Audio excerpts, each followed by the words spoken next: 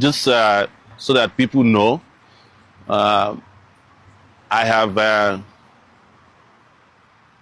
been against incompetence.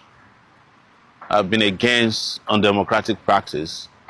I've been against leadership that is insensitive and wicked for 35 good years.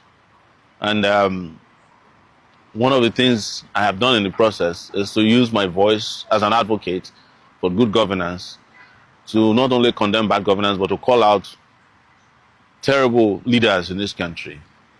And Tinubu is not different. And I have used my voice and my position, whatever it is in society, to make this very clear. That one of the things I do not and will never tolerate is people in government who conduct themselves in criminal ways.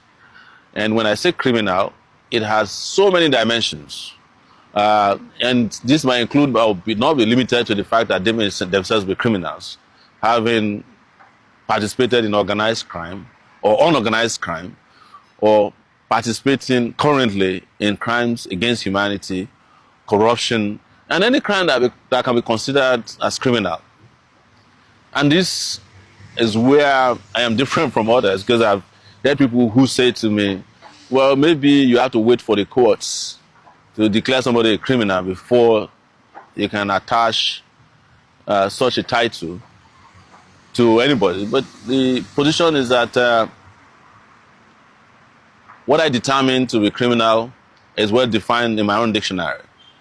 And but is most importantly established by the fact that I have a right to state what I believe honestly to be my position on governance and those who are governing us. And that is what is most sacrosanct. The reason I'm giving this background is not to be defensive, it's just so that you will know that even in the course of this conversation, I will say things that may not be acceptable or palatable to those in power. But they can't do anything about it, to me, because that is the way democracy is established. And anybody, and I've said this, who is not willing or ready to understand that democracy includes the freedom of speech, movement, and association, should not participate in the democratic process. And that's a standing position I've had.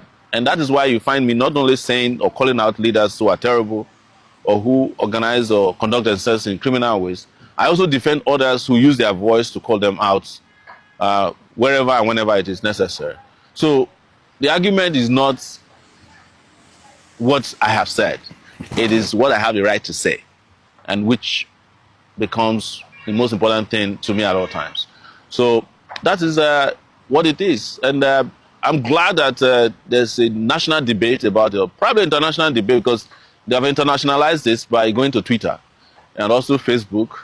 And they have also claimed that they wrote me a letter to come and retract my statement and also apologize to the president. But let me remind them that the same offer was given to me under Buhari regime when we organized Revolution Now revolt against that regime.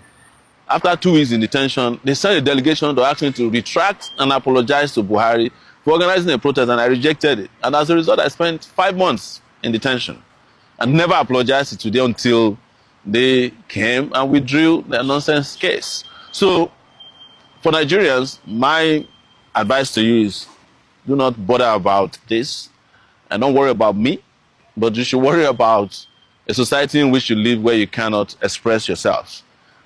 Because that is a fundamental human right. And to the DSS, let me just say that, we've been through this before. And I had thought that you'd have learned your lesson under Buhari, but since you have not learned anything, we go again.